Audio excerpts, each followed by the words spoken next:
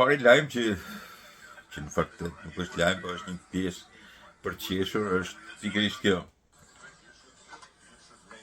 Takohet Rama me presidentin Azerbajxhanës edhe presidentin Macron edhe i thot president Macron. Shiko, nuk na urove thot edhe që kishim mbyllur luftën ne dhe Azerbajxhani me disë njëri tjetrit. E ka fjalën që këtë në gabim e sipër presidentit Trump i thot ka mbyllur luftën midis Shqipërisë. Me që thot midis Armenias dhe Azerbajxhan, thot midis Albania, Azerbajxhan. E ngatron. Dhe ndërkohë Rama qesh duke bërë shaka sigurisht, duke bërë shaka dhe i thot presidentit francez, që kuptohet tash ka bërë një 3-4 takime të vështira me presidentin Trump. Që nuk na falenderove, i dashur president, që ne kemi mbyllur luftën, e ka punuar fuqishëm për të mbyllur këtë luftë presidenti Trump. Dhe në vërtet mbrapa Ramës është edhe kryeministri i Armenisë. Dhe thoni ju qash kjo batut, shaka. Po shiko, nganjëherë është më mirë ti marrësh me shaka punët, nuk është se mund të konsiderohet tallje ose fyerje, nuk është një ngatrim pozicioni, si me thënë gjeografik, nga një president i Shtetit Bashkuar të Amerikës, te ne kuptohet si gabim i madh, por nuk është një gabim kush e di çfarë. Armenia, Albania dhe mund ngatrohet, nuk është ne. Edhe nuk është presidenti Trump shumë i shquar që ka që si thënë tamam i shquar për të mos ngatruar. Tash edhe ne fjalë do ngatrohet, se nuk është një problem i madh. Ngatrohet Armenia me Albania. Problemi është se ai thotë ka mbyllur luftën, në të vërtetë ka mbyllur luftën, ka vendosur paqen. Dhe ka punuar rënd, fort, që të mbyllet ajo luftë. Nuk i kujtoj para një viti luftonin me njëri tjetrin, ta vritin njëri tjetrin. Pra është meritë e madhe e presidentit Trump. Shakaja në këtë rast ka vlerën e asaj, shiko. Kjo ngatresë vërteton 2 elementë. Është mbyllur lufta dhe me të vërtetë lufta është mbyllur nga presidenti Trump.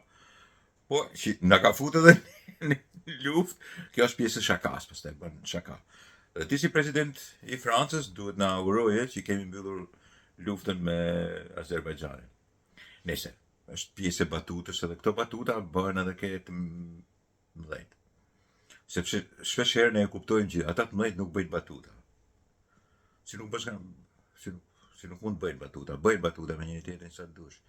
Nganjëherë bile batuta përbën edhe moment shlirimi, moment ndrydhje, batuta të nxjerr nga impas i keq shumë i mbylljes edhe i mos kalimit në periudha të tilla. Kështu që është shumë e rëndësishme kur bën batutë. Dakor, miqtë e mi. Miqtë Prizmës. Është vendosur drejtori i ri i teatrit Migjeni. Nuk e di çfarë procedura është ndjekur, po drejtori i ri është Gerti Palali. Është njoftimi i Bashkisë Shkodrës, thotë suksese drejtorit të teatrit Migjeni Gerti Palali. Njëri me talent dhe vizion i rritur në ambientet e teatrit bëhet pjesë e vizionit tonë të përbashkët për zhvillimin e artit dhe kulturës në Shkodër. Gerti vjen në këtë detyrë me shumë përgjegjësi dhe projekte që synojnë rritjen e cilësisë dhe performancës së tempullit të artit shqiptar, siç është teatri Migjeni. I diplomuar në Universitetin e Arteve në Tiranë, është një nga emrat e ri që ka spikuar në skenën shqiptare si regjisor, aktor, producent. Palali ka realizuar një çertë shfaqjes teatrale dhe filmike, të cilat janë vlerësuar me çmime në festivale kombëtare dhe ndërkombëtare. Ka bashkëpunuar me teatrin Migjeni, duke njohur nga afër skenën dhe trupin e tij, çka jep një përvojë është nga të rinjtë që i përgjigj stileve së hapur të bashkisë për të kontribuar në qytetin tonë. Energjia, talenti, nëse këto janë, ne kemi drejtorin e ri të teatrit Migjeni. Tashi, nëse do të më pyesni mua, sigurisht nuk e njoh. Kam të dëgjuar në një farë mënyrë e emrin, po nuk e njoh, por kjo nuk përbën bazë ta mohosh a priori. Me që nuk e njoh, në Shkodër kanë një zakon.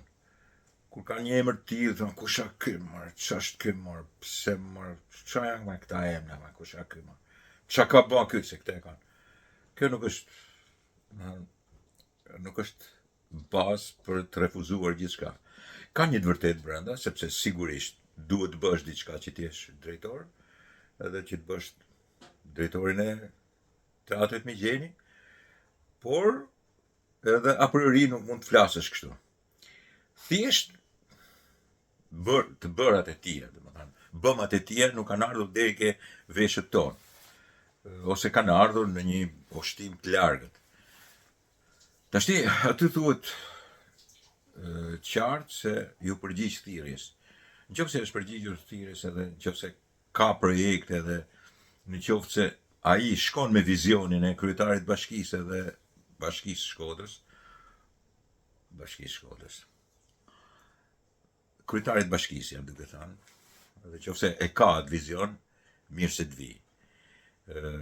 Është një barë që duhet ta mbaj, sepse sigurisht të bësh teatrin e drejtorin e teatrit Migjeni është një vështirësi. Të bësh teatrin Migjeni në një pikë ku ka rënë është akoma më tepër vështirësi. Dhe ta kesh këtë trashëgimni në peshë, në supe të një moshe të re është edhe akoma më vështirësi. Por kjo a priori nuk duhet ta ndalojnë të themi që është bërë diçka e pamenduar mirë. Do ta shikojmë. Unë shpresoj që mos ta lejnë vetëm, ta ndihmojnë. Dhe shpresoj mos ta lejnë në atë vallen gjithmonë të hedhur keq në Shkodër të barcaletave, intrigave dhe marrëzive që sidomos njerëzit e artit e kanë zakon në Shkodër. E kanë zakon të jashtëzakonshëm. Gerdi Palali, urime për drejtorin e teatrit. Shpresojmë që ta ndryshosh situatën në rënje të teatrit Migjeni. Jo thjesht përvendosjen skenë të dramave, komedive, po të administrimit në përgjithësi dhe dalje në një teatr modern, në një teatr të kohëve të sotme. Gerti Palali nuk e di çfarë ide, se nuk kam pa program ti, nuk ka shpallur një program drejtimi. Të tash s'mund ta them unë që ai e ka shpallur. Këtë kërkojeni një tjetër, jo mua. Me mua është pak e vështirë të bësh kësi bisede, sepse unë du disa fakte. Nuk kam dëgjuar prej ti, masi ka dëgjuar bashkia e Shkodrës, masi drejtori Pandi dhe drejtoresha Sara. Po unë nuk i kam dëgjuar, kështu që ç'të them tash, unë besoj shumë Pandin edhe Sarën, po më tepër besoj veten. Po, në qoftë se kjo është një iniciativë dhe është aprovuar edhe nga Zoti Beci, këtu tash i ka diçka serioze. Këtu me të vërtetë që edhe unë do matem për të folur edhe do them që shiko. Ta shohim këtë djalin çfarë bën. Normalisht në fillimet do të merret me të mirë, do të inkurajohet ky djali. Jo të luftohet pavarësisht për të disa të herë a priori se kanë zakon në Shkodër. Thon kush a ky më na bin këta, çana bin këshi njerëz se ç'a. Këto janë marrëzirat e Shkodrës. Duhet lënë, punoj dhe të shifet se çfarë bën. Pastaj do shikohet, sa bën për drejtor të teatrit dhe çfarë të mira do i sjelli teatrit Migjeni. Dakord miqtë mi. Tjetra që desha të bisedoj me ju. Datën e zgjedhjeve e caktoi Baren Beke, edhe unë da edhe opinioni publik në 2 pjesë, disa hajtë mirë, në 9 tetor, bukuri, 9 orë. Disa si e bëri këtë punë do të presi kushtetuesen, disa s'kishte nevojë për ta pritur, disa tjerë zgjedhje kot janë, hajtë, le t'i bëjnë, s'ka asnjë kuptim ma. Partia Demokratike është e pa përgatitur për këto zgjedhje, i ka të humbura, nëse këto debatesh. Problemi është që në anën ligjore dhe kushtetuese, edhe unë jam pak në dyshim. Si ka mundësi pa ndalur, pa marrë, ose ka dhe një lidhje, pastaj do të vazhdoj luftën e rebelia edhe në kushtetuese, për të thënë pezullohe, sepse e pezulluar është praktikisht ligjerisht. Ky pezullim mund të jetë formal, edhe pastaj presidenti i Republikës ka të drejtë që ta mbyllë si situatë dhe të vazhdoj mos ta zgjasim më, apo të vazhdoj ditën e zgjedhjeve sikundër ka bërë, e kanë arsyetuar edhe njerëzit pranë tij që kanë sektorin juridik. Në anën tjetër, pastaj publikut edhe opinionistëve edhe analizës politike dhe edhe asaj juridike nuk mund t'ja mbyllësh gojën, sepse normalisht gjithë secili ka mënyrën e vet të interpretimit edhe koharxhimit për sa i përket interpretimit. Praktikisht kemi që është një datë zgjedhjesh ku 6 bashki, po më kryesore është e Tiranës edhe më problematikja është e Tiranës, e cila ka kryetarin e bashkisë të sotëm në burg, i ka ardhur dita dhe sigurisht do të bëhen zgjedhje. Për mua ka pak rëndësi mëse ne se kush do fitojë. Bile ka shumë pak rëndësi. Janë realisht ato që duhen thënë zgjedhjet më formale, më formaliste që mund bëhen ndonjëherë në të pjesme, kuptohet, që mund të jenë realizuar ndonjëherë në Shqipëri. Sepse sigurisht dihen përfundimet dhe dihet që nuk do ketë një përplasje të madhe politike as projekte të mëdhej politik, sepse janë të parakoshme. Dakord, miqtë e mi, këtë po mundohesha. Thosha dhe po mundohesha të shpjegosha. Në anën tjetër, bëra një analizë në mëngjes sot që kishte të bënte me modelin djalë i mirë, por që nuk na duhesh gjë. Ose djalë i mirë, por që nuk duhesh djegur, pse je djalë i mirë. Djalë i mirë në politik, por që nuk bën për masën ose për militantët. Dhe kisha fjalën për doktor Ali Mehmetin edhe atë Hasimin. Ata me të vërtet janë dy djemë të arritur dhe të mirë të një politike e cila sigurisht ndahet përsa i përket, po them, e kam fjalën përket e djatha ose qendra e djathtë. Me atë që është mësuar establishmenti politik i Partisë Demokratike. Ata të dy nuk kanë lidhje me këtë lloj establishmentit, pavarësisht se Ali Mehmeti është brenda pothuaj atij establishmenti, por nuk është si ai establishment.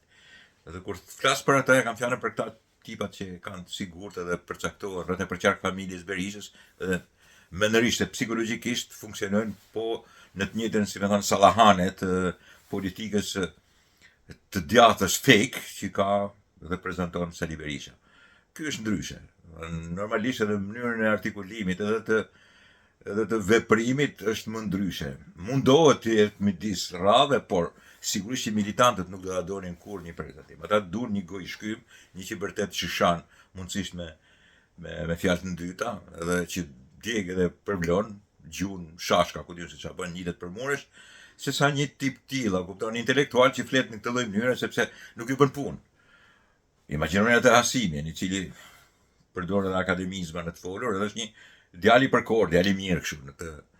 Ata nuk e duan djalin e mirë dhe intelektual se nuk ju bën punën e tyre. Ata nuk e kuptojnë radh para ose e qyt të dobët. Pastaj edhe establishmenti këta i ka për të djegur, nuk është se e din shumë mirë që po morën dhe vlerën edhe atë polivalencën që ju jep, po themi, përkohshmëria e tyre, ajo se qenë djalë i mirë ju largon fuqinë e tyre politike. Në këtë rast nuk mund të jenë miq, janë armiq. Dhe po tjetër se në këto gara duhet prezantuar, këto ishte për të rregulluar vetëm Partinë Demokratike si imazh, si fytyrë, po jo për të fituar, pra digjen. Pse duhen ndjegur dy djem të mirë si puna e tij.